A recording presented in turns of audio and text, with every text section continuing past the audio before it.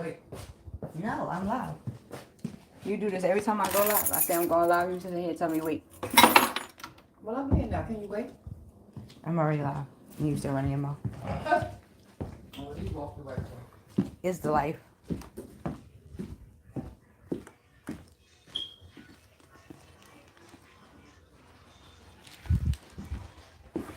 Let's see who's gonna get on this team.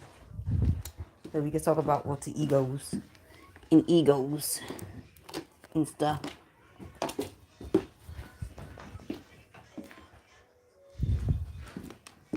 Who that?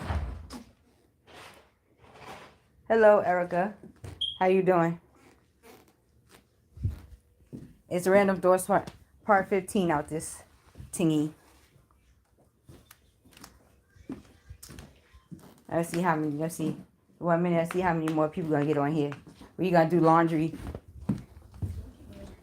and talk about alter egos real quick, all at one time.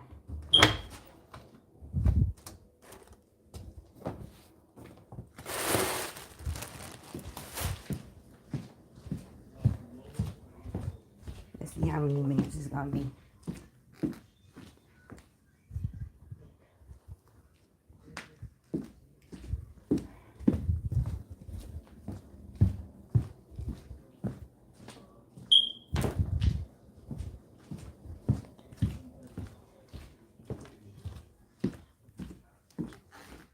Hello, Riley.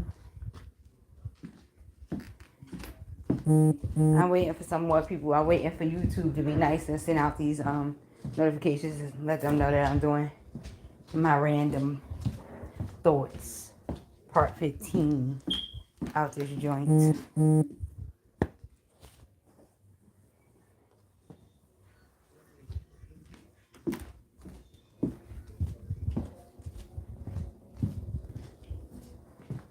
Because they're suppressing the hell out of my channel, but they gonna unsuppress it. They you know.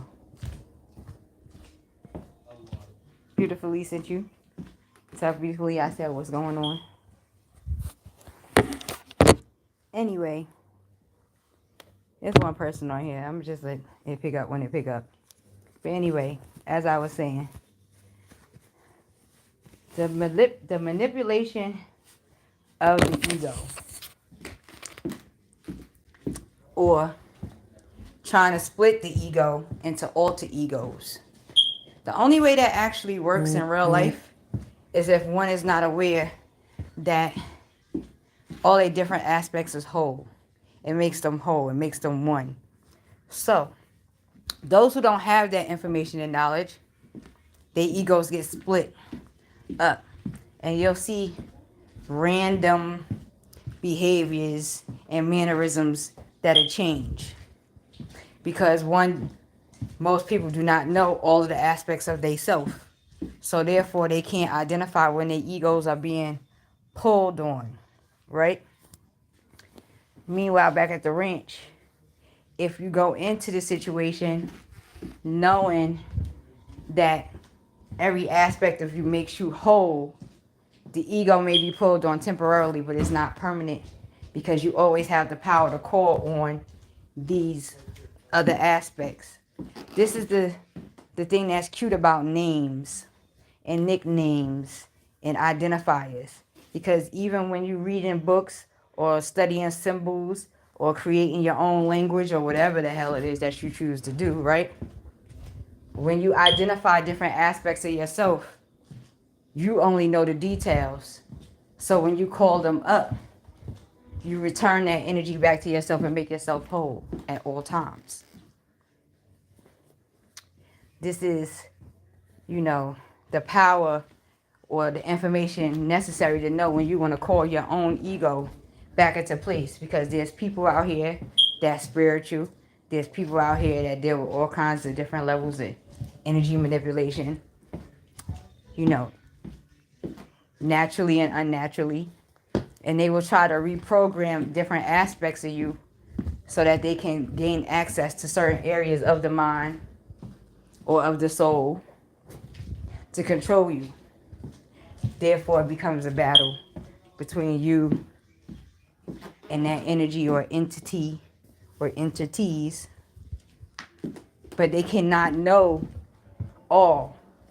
You have to give them the information, or you have to give the energy the information in order to do that, right? Or they have to try to study you. But how can they study you when you control your own mind?